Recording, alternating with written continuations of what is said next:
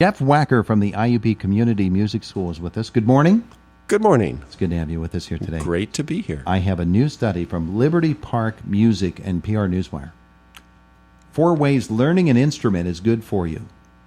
All righty. Emotional benefits. Studies find it makes you more creative, more confident, more patient, and kids with ADHD especially are benefiting.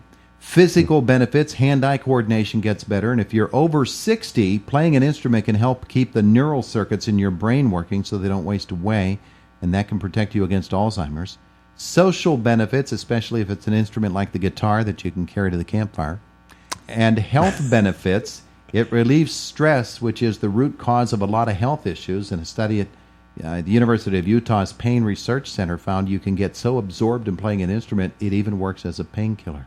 Yeah, carrying the piano to the campfire is just not the easiest thing in the world to do. No, and if you have a keyboard and an amp, you need a really long extension cord. Yeah, that's true, too. All right, so community music schools certainly can help us to find those music lessons and learning an instrument, and even your voice as well. It's an instrument, too. Absolutely, and that's why we have students of all ages. We have those little kids who are just getting started and are just fascinated and love music, and their parents want to give them the opportunity to learn and study and enjoy.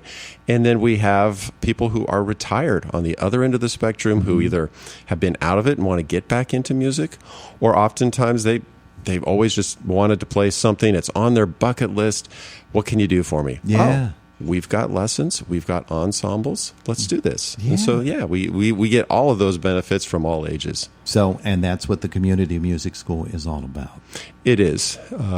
Trying to make it as absolutely as affordable as possible for anybody in our region to enjoy music. And it really is. It's a lifelong endeavor that you can enjoy for your entire life. And that's what we want to provide, is that opportunity. Okay, so how do we get that opportunity? What's the newest on the community music school? The newest is, there is no new. We're still doing great stuff, the same great stuff that we've been doing now. This is actually the start of our 7th year. Yeah. And one thing that we're doing is we kept, for instance, the price of our Crimson Youth Choir. We dropped it 50% for last year. And we kept that the same for this year. And we were seeing the fact that some parents were having to choose which of their children were going to sing in the choir because it had been $100 for a semester. And we didn't want to see that happen. Sure. So we dropped it 50%, and all of a sudden we'll have 4 kids from one family, or 2 or 3 kids, and that's wonderful. Yeah. So that continues. Kwan Choi, who she's been in a couple times, Sure. She's going to continue this year. She has a teaching job in the North Allegheny School District, but she loves doing the children's choir so much, she's going to come back to Indiana and do it again for this year. So we're looking forward to having her continue. That's one of those things.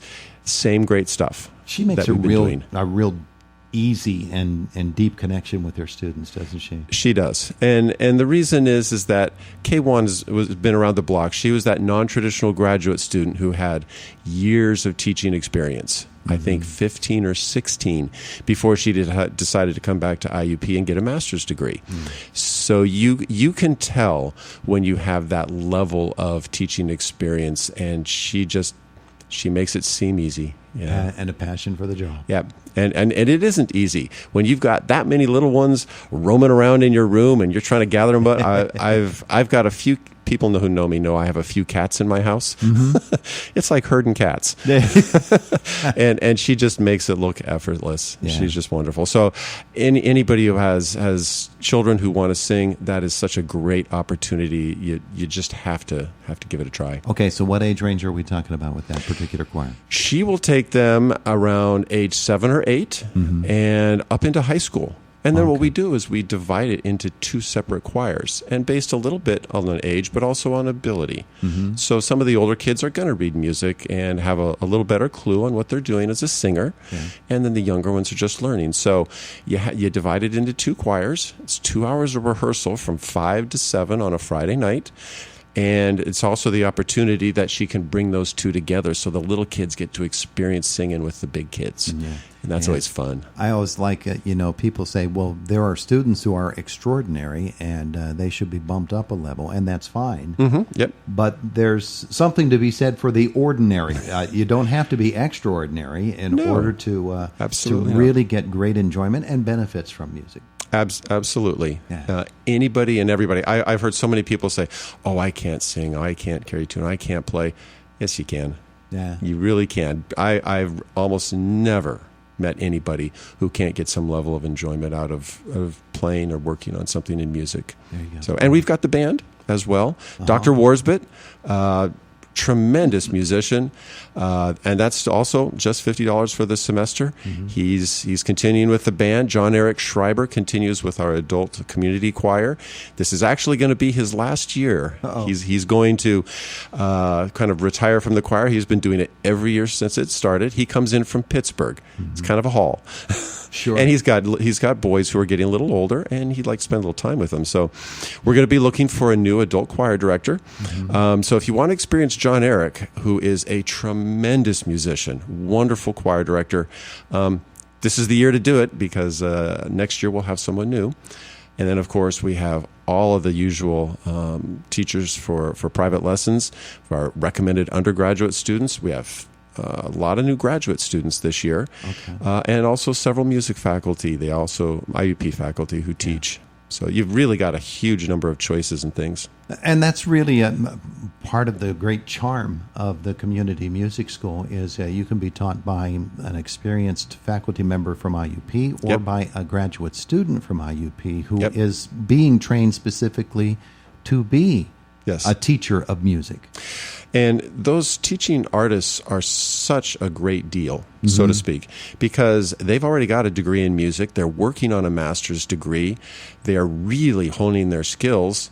And $16 for half an hour lesson. Yeah. And you're working with some really, really talented people. And like in the case of K1, yes, she's working on a master's degree, but she also has 15, 16 years of teaching experience. And she also taught private lessons in addition to the choir. So, you can't go wrong. So somebody who is sitting at home, and we mentioned, an older person, for instance, who has had that lifelong dream of learning to play this instrument or that, practically whatever instrument they can think of, you probably can match them up with somebody. Pretty much. Yeah. Pretty much. We have ukulele. We had mandolin for a while. Mm-hmm. Had a guy that I ran into the other day. He teaches banjo. So we may be able to come up with some banjo lessons, but a lot of the fretted instruments, the piano, the percussion, the voice, the woodwinds, the brass. Would you like to study organ? We can come up with an organ teacher as well. So, gosh darn. Take your pick. All right. So that being the case, we've opened up a few doors here for people that they might have thought that door was closed on their life, and they would have no chance to ever learn music. Now they know they can. Yep. How do they go about it? They can do two things. One, they can go on the website, which is really easy after you do the iup.edu/community music. Just one word, community music, and you can look on the page or the website, and the private lessons page will tell you what's available.